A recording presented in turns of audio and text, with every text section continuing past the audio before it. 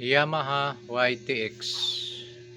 Ito naman po ay kinakapos daw sa takbo. Parang nagpuputol-putol ang kanyang andar. Ang ginawa ko po dito, nilinis ko na po ang kanyang karburador. Tapos pagkalinis ko nung may kabit ko, ganun pa rin ang kanyang andar. Napakalakas naman ang kanyang battery. So nag-kuan po tayo, nag-diagnose.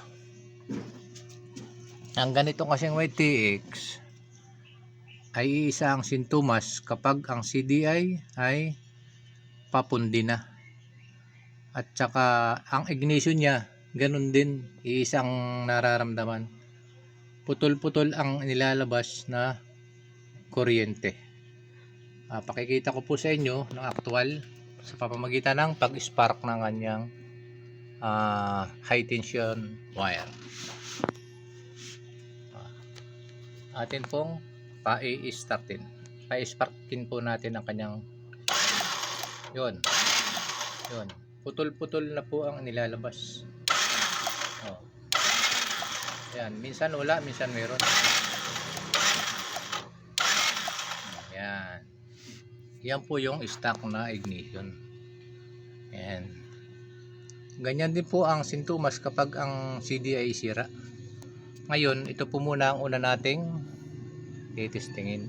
Papalitan po natin ang bagong ignition.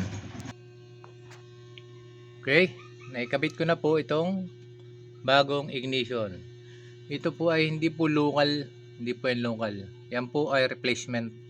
Yan. Mas maganda yung maliwanag, okay? Pag sinabi nating local ay gawang Pinoy yan, local. Replacement po yan. Tingnan po natin yung kanyang kuryente. Paghahambingin po natin kung alin po ang mas magandang bumigay ng kuryente. Okay, hirap kasi walang taghawak.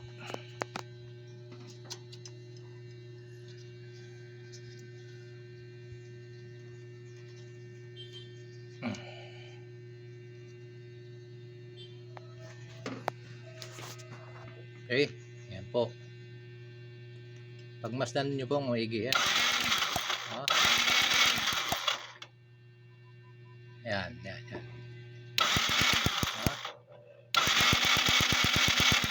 Kumpara po kanina, naputol-putol ang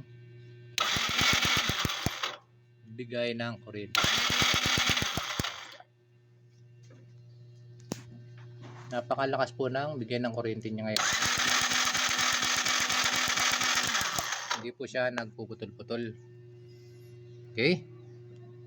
Lalagay po natin yung kanyang spark plug para malaman natin kung one click lang siya. Hindi kagaya kanina na napakahirap niyang paandarin. Okay. Yan po, naikabit na po natin yung bagong ignition. Nalagyan ko na po ng spark plug. Paandarin po natin. Okay, one click po, isang pindutan lang.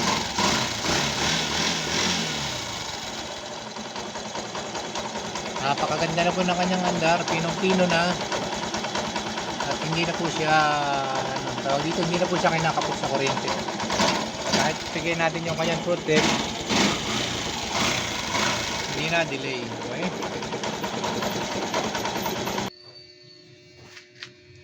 Okay, hanggang dito na lang po ang ating video. Sana po may natutunan kayo. Huwag po agad tayo magpapalit ng CDI. Ignition po muna ang una-una natin papalitan.